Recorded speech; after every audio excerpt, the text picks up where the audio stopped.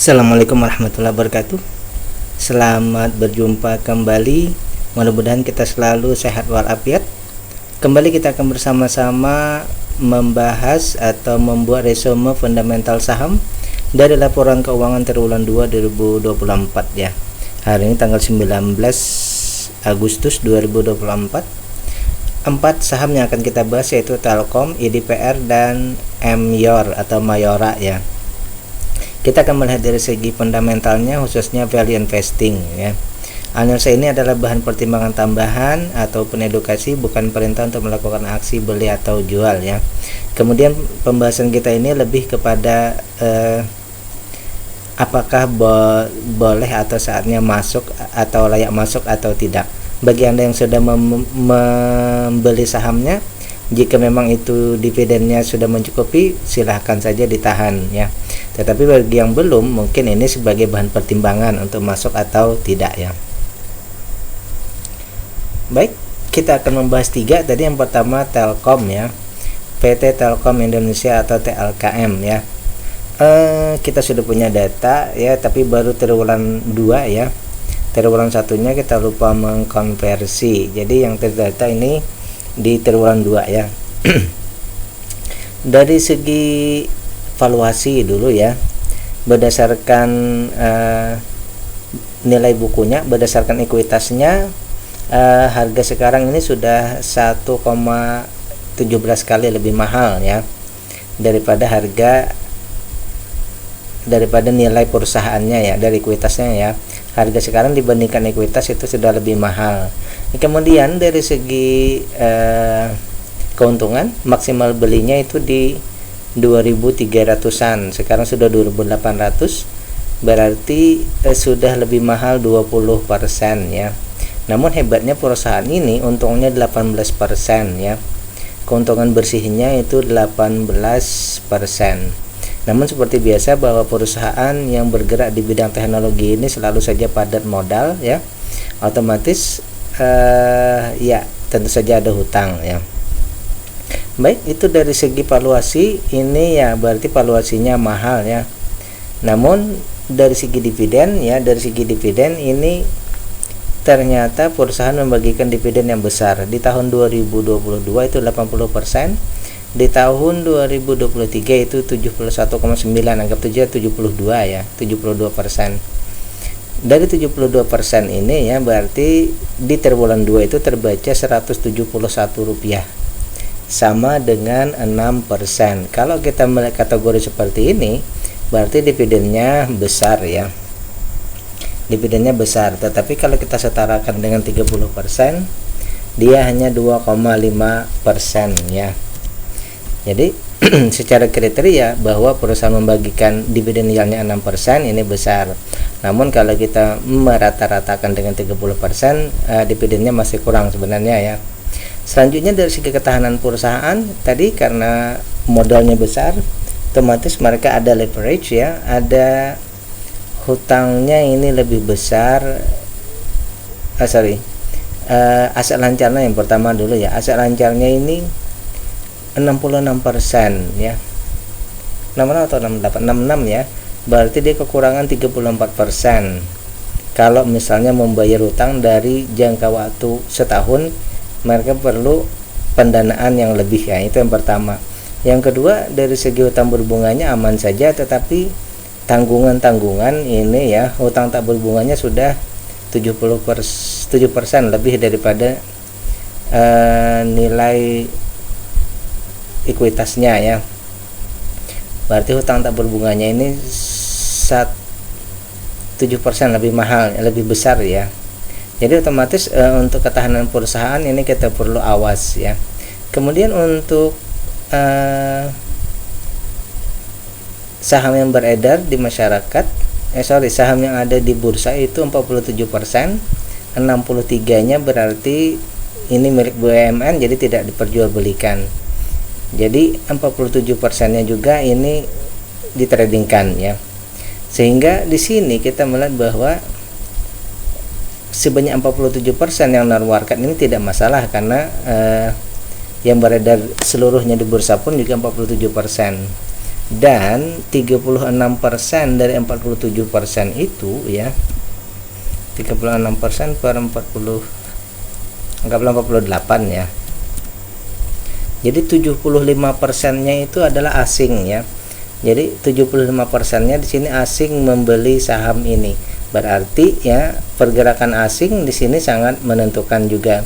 Artinya berita-berita yang ada di luar negeri, istilahnya inflow outflow itu sangat penting untuk diperhatikan di saham ini ya.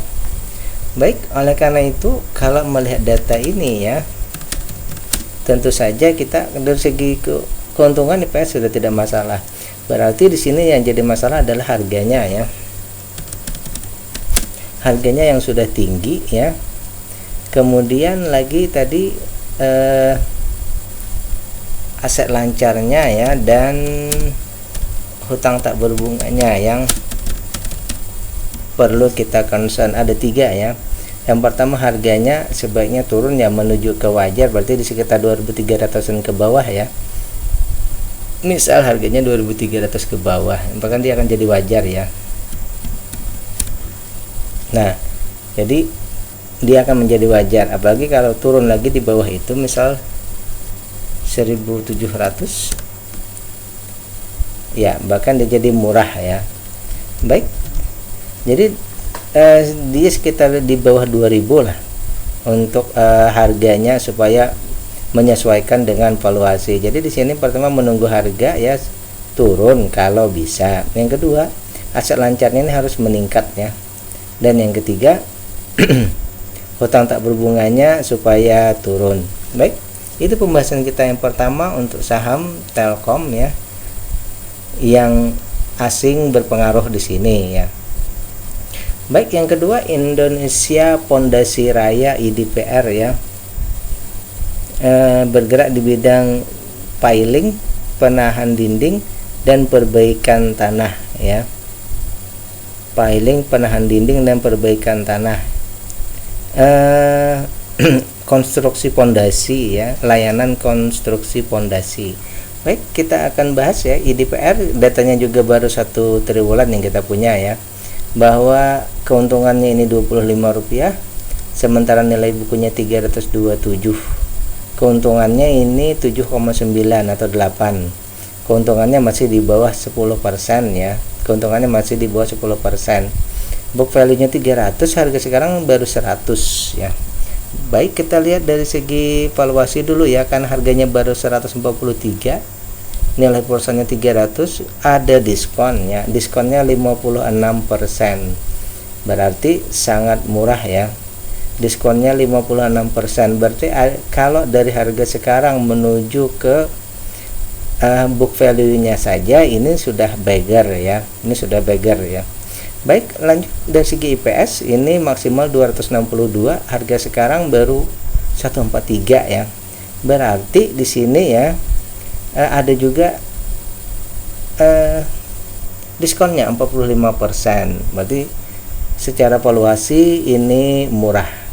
Kemudian perusahaan ini membagikan dividen ya, ini dari segi dividen ya, 26%. Kalau kita setarakan 30, setara 30 dia sebenarnya jadinya 5,4 ya. Berarti cuma sayangnya bahwa dengan 26 ini dia kurang dari 5 sih sebenarnya ya. Tapi kalau disetarakan sebenarnya dia lebih ya. Disetarakan 30 tadi dia lebih dari 5 ya, tetapi karena dia 26 ini kurang dari 5 ya. Jadi DPR kecil, kemudian dividen yield-nya termasuk kecil juga ya. Dari segi valuasi sudah murah, segi DPR ini murah, tetapi kalau di 30 kan sebenarnya lebih, tetapi ada risiko sebenarnya kalau seperti itu ya. Baik, itu yang pertama dan kedua ya. Dari segi valuasi sangat oke. Dari segi dividen sebenarnya kita berharap di 30 ya, sebenarnya kita berharap di 30 sih. Ini sedikit ada istilahnya kenapa tidak di 30 begitu saja ya. Baik, kita lanjut. Dari segi aset lancar, dari segi ketahanan semua oke ya, kecuali ini. Kecuali hutang tak berbunganya ini sudah 55% lebih mahal ya. Hutang tak berbunganya sudah 55% lebih daripada ekuitasnya ya. Berarti kalau 327, kalau lebih dari separuhnya mungkin 400-an ya. Hutangnya mungkin 400-an rupiah jadinya ya. Baik, dari segi ketahanan satu yang jadi concern kita. Terakhir, dari segi kepemilikan ini aman semua ya. Hanya 15% yang ada di bursa dan yang ditradingkan pun 10. Ini sebenarnya sangat masih pengendali masih menguasai betul-betul ya. Baik, dari data tadi ya kita mengambil kesimpulan awal ya. Kita mengambil kesimpulan sementara ya. Menunggu yang pertama ini DPR-nya saja lagi ya. Bukan DPR, yang pertama itu paling atas tadi IPS ya. Karena kurang dari 10 tadi ya. Pertama IPS-nya supaya membaik, yang kedua DPR-nya saja lagi ya, dividen PO ratio-nya naik ya, dan yang terakhir HTB.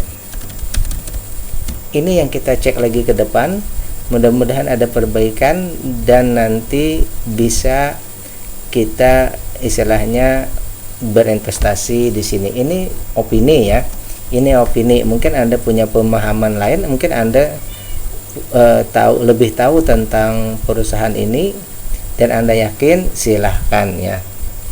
Lanjut, yang terakhir kita akan membahas satu saham di bidang konsumer, Emyor atau Mayora Indah ya. Kita punya dua data, triwulan 1 dan triwulan 2. Di triwulan 1 ini untungnya 22%, di triwulan 2 untungnya 23%, naik sedikit ya. Kita cek dulu dari segi valuasi ada penurunan, ada dari book value ada penurunan, keuntungan itu naik, harga naik, aset lancar turun 100% hampir ya, hutang meningkat, hutang tak berbunga meningkat ya. Jadi kita dapat baca mungkin begini ya, nilai perusahaan menurun, keuntungan meningkat, harga meningkat, aset menurun, hutang meningkat. Berarti di sini mungkin secara raw ya, secara kasarnya mungkin di sini ada sedikit penurunan dari segi ketahanan ya. Dari segi ketahanan yang ada penurunan ya. Baik, kita akan bahas yang pertama dari segi valuasi. Dari segi valuasi ini ya, harga sekarang ini dibandingkan nilai perusahaannya ya 2,7 kali lebih mahal. Kemudian untuk maksimal beli di 1652 sekarang juga sudah lebih mahal karena sudah 2000-an. Berarti valuasinya mahal karena ya seperti biasa, karena keuntungannya ini sangat besar ya, 23% keuntungan bersihnya, sehingga wajar saja valuasinya mahal. Yang kedua dari segi dividen ini sudah memenuhi kriteria 38% ya. Kalau kita setarakan 30, dia cuma 1,9. Dari segi DPR oke, tetapi ya karena harganya tadi tinggi, otomatis jadinya dividen yield-nya menjadi hanya 2,4%. Lain-lainnya semuanya oke, jadi ketahanan perusahaan ini oke. Dan kepemilikan juga oke, tidak ada yang perlu kita bahas ya. Jadi simpulan kita untuk perusahaan ini ya, bahwa perusahaan ini hanya sudah dihargai tinggi ya, karena euforia investor tadi ya, karena untungnya 23% ya, otomatis karena kepercayaan yang tinggi tadi, otomatis harganya menjadi meningkat dibanding valuasinya, akhirnya tidak seimbang ya. Jadi yang kita cek yang pertama di sini harga ya, tentu saja harga ya. Nah, dari harga nanti dia akan kita tidak bicara tentang dividen dulu ya, karena harganya karena tadi DPR-nya sudah besar, berarti tinggal harganya saja lagi ya, harga membaik. Untuk harga ini ya, karena kita tadi sudah mengecek bahwa maksimal beli 1.600-an itu baru di wajar ya. Kalau kita mau menjadi murah ya, berarti mungkin di sekitar 1.300 misalnya.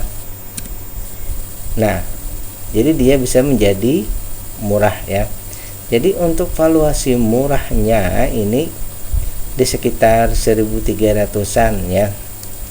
Kalau 1.300 2.500 berarti hampir 100% harga sekarang sudah di atas ya. Kalau kita mau ke harga murahnya ya. Baik, itu pembahasan kita akan tunggu saja ya.